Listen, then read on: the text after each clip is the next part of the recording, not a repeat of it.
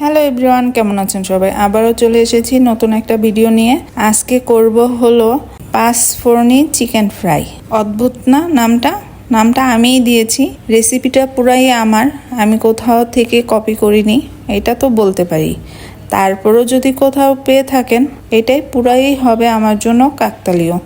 প্রথমে এক piece chicken নিয়ে ভালো করে থেতো করে নিচ্ছি, যেন মশলাটা ভিতরে ভালোভাবে যায়। এই তো দেখতেই পাচ্ছেন কিভাবে থেতো করছি। খুব বেশি থেতো করব না, যেন বেশি থেতো করলে আবার ছুটে ছুটে যাবে, যেন থেতোও হয় আবার একসাথেও থাকে। তারপর পাটার মধ্যে 4টা শুকনো মরিচ নিয়ে নিয়েছি, তার সাথে লবণ পরিমাণ মতো একবারেই এখানে লবণ দিয়ে দিয়েছি। চিকেনে আর লবণ দিতে হবে না। খুব ভালোভাবে না বাটলেও হবে, একদম মিহি না করলেও হবে। একটু আস্তে আস্তে থাকলে রান্নার পর দাঁতের নিচে পড়বে, খেতে ভালো লাগবে। মরিচ বাটা হয়ে গিয়েছে, এখন একটা মাঝারি সাইজের আস্ত পেঁয়াজ দিয়ে দিব। পেঁয়াজটাও খুব মিহি করে বাটবো না, আবার একবারও আস্ত আস্ত রাখবো না। এই তো বেটে নিচ্ছি। পেঁয়াজ বাটাটাও হয়ে গিয়েছে।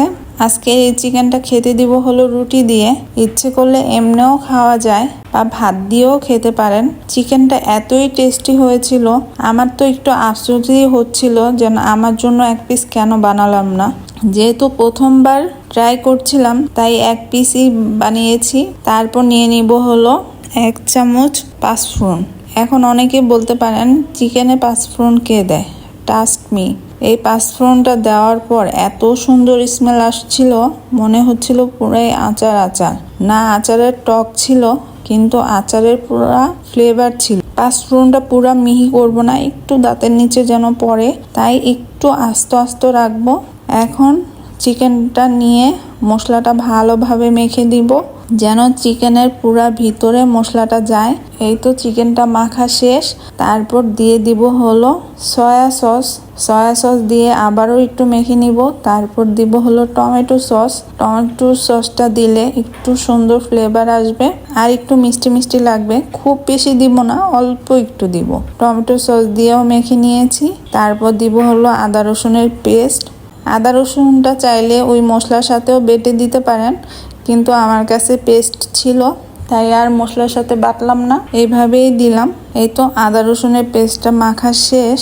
এখন দিয়ে দিব হলো 1 চামচ হলুদটা চাইলে আপনি নাও দিতে পারেন, কিন্তু হলুদটা দেওয়ার ফলে সুন্দর একটা কালার আসবে। এমনি মরিচের সুন্দর একটা কালার আছে, কিন্তু হলুদটা দিলে আরও পুরোপুরি কালার আসবে। চিকেনটা পুরোপুরি মাখা শেষ। এখন একটা বাটিতে তুলে নিব। তারপর 1 পিস লেবু চিপিয়ে দিয়ে আবারও ভালোভাবে মেখে দিব। এখন অনেকেই বলতে পারেন এত মাখামাখির কি দরকার?